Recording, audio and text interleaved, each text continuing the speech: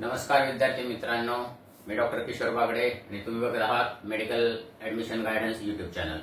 या चॅनलमध्ये आपणा सर्वांचं हार्दिक स्वागत। या चॅनलद्वारे मेडिकल ऍडमिशनची संपूर्ण प्रोसेस आयोजन अत्यंत शिस्तबद्धरित्या आणि नियोजनबद्ध पद्धतीने समजून सांगण्यात येणार आहे। तरी अजून हा चॅनल सबस्क्राइब केला नसेल तर सबस्क्राइब करा, बेल आयकॉनवर क्लिक करा आणि आपल्या मित्रांना शेअर करा। तर आजचा आपला विषय आहे EWS सर्टिफिकेट, स्टेट सेंट्रल संपूर्ण माहिती। ही भूमिका घ्यायची म्हणजे हा विषय घ्यायचं कारण काय, तर गेल्या 10 वर्षाच्या काळात काउन्सिलिंगच्या अनुभवानुसार असं लक्षात आलेलं आहे की EWS सर्टिफिकेट बद्दल बऱ्याच लोकांच्या मनात गोंधळ असतो। महत्वाचा मुद्दा म्हणजे बऱ्याच लोकांना माहितीच नसते की EWS सर्टिफिकेट 2 प्रकारचं असतं। बरे 2 प्रकारचं असल्यानंतर स्टेटचं कोणतं आणि सेंट्रलचं कोणतं हे लक्षात येत नाही। आणि आतापर्यंत अशा केसेस आमच्या लक्षात आलेल्या आहेत की जेव्हा तुम्ही ऍडमिशनला जाता स्टेट कोट्यामधून तेव्हा तुम्ही सेंट्रलचं EWS सर्टिफिकेट नेलेलं असतं आणि तिथे गेले की ते कॉलेज तुम्हाला म्हणते की नाही हे सर्टिफिकेट चुकीचं आहे, तुम्हाला दुसरं सर्टिफिकेट आणावं लागेल। मग तुम्हाला खूप मनस्ताप होतो आणि मग तुम्हाला परत घरी यावं लागतं, परत तहसील कार्यालयात जावं लागतं किंवा शोधावं लागतं निश्चित कुठे, परत हेल्पट होतो आणि तो जो मनस्ताप होतो तो खूप वाईट पद्धतीचा असतो। आणि एखाद्या वेळेस जर आपल्याकडे सर्टिफिकेट नसेल तर तो आपला राऊंड वाया सुद्धा जाऊ शकतं आणि किंवा तुमचं ऍडमिशन कॅन्सल पण होऊ शकतं। तर हे EWS सर्टिफिकेट कसं असतं, त्याचं स्टेटचा फॉर्मॅट काय असतो आणि सेंट्रलचा फॉर्मॅट काय असतो, तो आज आपल्या व्हिडिओ माध्यमातून समजून घेऊया। तर मित्रांनो, EWS सर्टिफिकेट हे 10% EWS रिझर्वेशनसाठी असतात आणि ते स्टेटचं इथं दाखवलेलं आहे की निळ्या रंगामध्ये आहे ते स्टेटचं आहे आणि लाल रंगामध्ये आहे ते सेंट्रलचं आहे। अगोदर स्टेटचं आपण सर्टिफिकेट समजून घेऊया। तर साधारणपणे ढोबळमानानं या सर्टिफिकेटच्या स्वरूपामध्ये इथं फोटो असतो तुमचा उजव्या राखान्यामध्ये वरती। त्यानंतर आता आपण स्टेट सर्टिफिकेट बद्दल बोलत आहोत। स्टेट सर्टिफिकेट बद्दल वरती अनेक्सर ए लिहिलेलं असतं, समजून घ्या नीट, अनेक्सर ए। तर व्हायसी वर्सा सेंट्रल EWS सर्टिफिकेट मध्ये अनेक्सर आय लिहिलेलं असतं।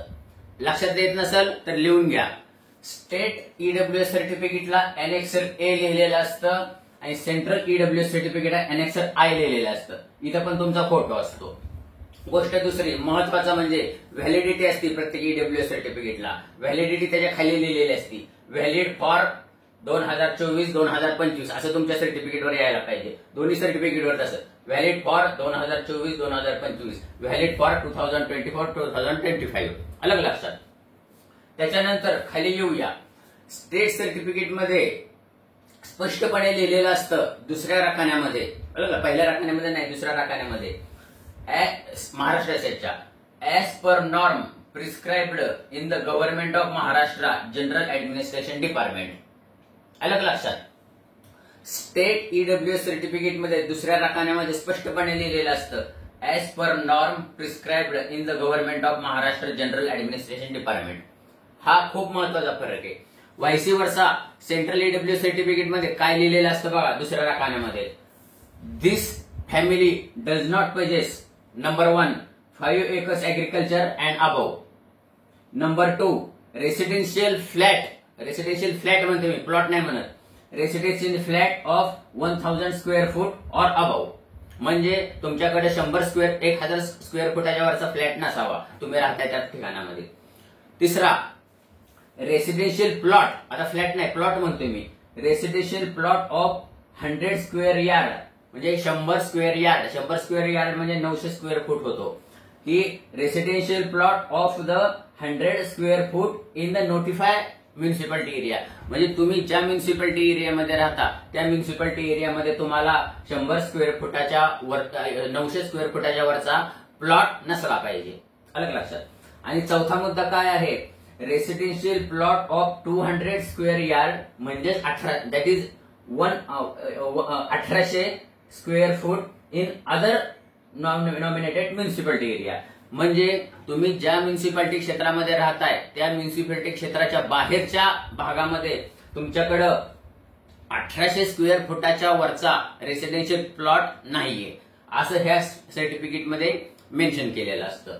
तर तुमच्याकडे कुठलं सर्टिफिकेट आहे हे तुम्ही नीट समजून घ्या आणि स्टेटच्या सर्टिफिकेटवरती वाटलं तर पेन्सिल मध्ये लिहा स्टेट, आणि सेंट्रलच्या सर्टिफिकेटमध्ये वरती लिहा सेंट्रल किंवा सरळ पाठीमागच्या बाजूला लिहा स्टेट आणि सेंट्रल. हा खूप आणि खूप महत्वाचा मुद्दा आहे. तर ज्यांनी ईडब्ल्यू सर्टिफिकेट काढलं नसेल त्यांनी ईडब्ल्यू सर्टिफिकेट काढून घ्या. आणि सर्टिफिकेट काढायला काय काय मुद्दे लागतात, काय काय डॉक्युमेंट लागतात ते खूप सोपं आहे. तहसील कार्यालयात गेले तुम्हाला कोणी पण सांगतं. महत्वाचा मुद्दा म्हणजे मी तुम्हाला सांगितला स्टेट सर्टिफिकेट वेगळं कसं ओळखायचं आणि सेंट्रल सर्टिफिकेट वेगळं. एक जनरल गोषवारा घेऊ आणि हा व्हिडिओ संपून टाकू. स्टेट सर्टिफिकेट मध्ये वरती अनेक्षर ए लिहिलेलं असतं, सेंट्रल सर्टिफिकेट मध्ये अनेक्षर आय लिहिलेलं असतं. आणि दुसरा महत्वाचा मुद्दा म्हणजे स्टेटच्या दुसऱ्या प्रकारामध्ये as per norm prescribed in the government of Maharashtra general administration department असं स्पष्ट लिहिलेलं असतं.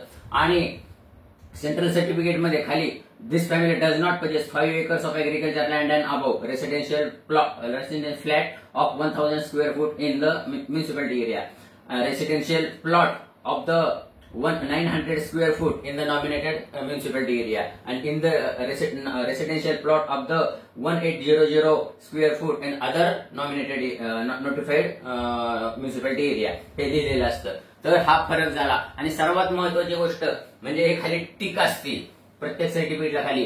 त्या टिकचा रंग हिरवा पाहिजे, पिवळा नसायला पाहिजे, एवढं लक्षात घ्या. आपल्या सर्टिफिकेटवर कुठला रंग येते बघा. कोणाकोणाच्या सर्टिफिकेटवर क्वेश्चन मार्क असतो. तर क्वेश्चन मार्क म्हणजे काहीतरी कागदपत्रांची तुमच्याकडं हे आहे, कमी आहे. आणि पिवळ्या रंगाचं जर टिक मार्क असेल तर ते इन प्रोसेस आहे असं समजलं जातं. आणि जर ही टिक मार्क आणि ही टिक मार्क खालची हिरवी असेल तरच तुमचं सर्टिफिकेट पूर्ण झालं आहे असं समजण्यात येतं. तर मित्रांनो, ईडब्ल्यू सर्टिफिकेट बद्दल तुमचं संपूर्ण क्लिअरिफिकेशन झालं असेल हे मी समजतो आणि हा व्हिडिओ संपवतो. ह्या व्हिडिओला तुम्ही तुमच्या मित्रापर्यंत शेअर करा, चॅनल सबस्क्राईब करा आणि बेल आयकॉनवर क्लिक करा. अशाच माहितीपूर्ण व्हिडिओसाठी ह्या चॅनलला बी कनेक्टेड. एवढं बोलून आजचा व्हिडिओ संपवतो. जय हिंद, जय महाराष्ट्र.